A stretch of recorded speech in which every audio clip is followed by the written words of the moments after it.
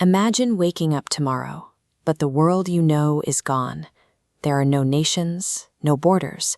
The very concept of democracy doesn't exist.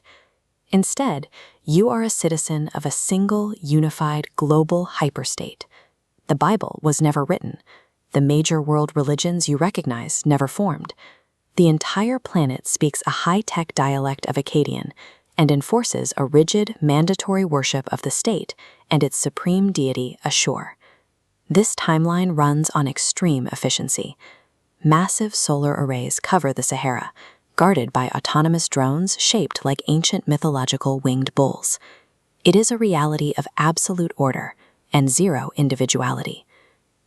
Tiglath-Pileser III drew up this exact totalitarian blueprint 2,800 years ago. This hyperstate, with its erased identities and absolute centralized power, represented the intended end goal of his imperial machine. He engineered a system for global domination that functioned with the cold logic of an industry. But the diverse world we live in today survived because this ancient architect made one specific pragmatic error that derailed his 3,000-year plan. To understand his mistake, you have to look at how he built his empire. Before 745 BC, warfare was largely a seasonal hobby for kings. You raised a militia, raided your neighbors for the summer, took some loot, and went home for the harvest. Tiglath-Pileser turned warfare into an industry. He took farmers out of the fields permanently, creating history's first professional standing army. He ran his military like a factory floor. But military conquest was only step one. His true weapon for total imperial control was a state-sponsored system of mass deportation. Instead of slaughtering defeated populations, he marched them across the continent. Entire demographics were swapped. Farmers from the Levant relocated to Iran, Phoenician artisans to Nineveh. The objective was total erasure. He systematically stripped away their roots, traditions, and languages. He engineered an inescapable machine for crushing human descent. He realized a terrifying truth. A person without a homeland has nothing left to rebel for. This map shows the Assyrian war machine at its absolute zenith in 734 BC. The empire swept west, crushing the coalition of Damascus and Israel, preparing to annihilate the coastal cities and Judah. But here, at the edge of total victory, the totalitarian architect blinked. Instead of applying his policy of absolute deportation, he halted his iron broom and chose pragmatism. He made a calculated compromise based on short-term economics and geography. He wanted the Phoenician merchants left in place to keep gold flowing into his treasury, and he needed Judah to serve as a geographic buffer state against Egypt. He allowed vassal kings to remain on their thrones. He left local trade fleets and ancient infrastructure intact, rather than reducing the region to ash. By prioritizing immediate wealth over absolute control, Tiglath-Pileser revealed a fatal blind spot. He failed to understand a fundamental truth.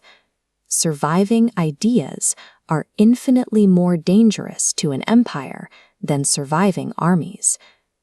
By sparing these small populations in the name of taxes, he gave them something invaluable: time.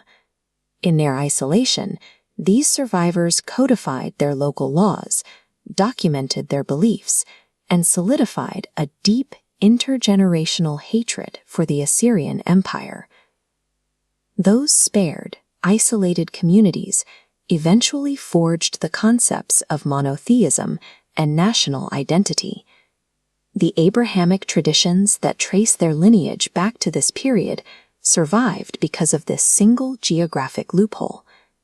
The Assyrian state relied on rigid bureaucracy and clinical data, meticulously recorded on clay tablets, but the cultural texts created by the very people they failed to conquer possessed an enduring power that outlasted the empire's stone walls.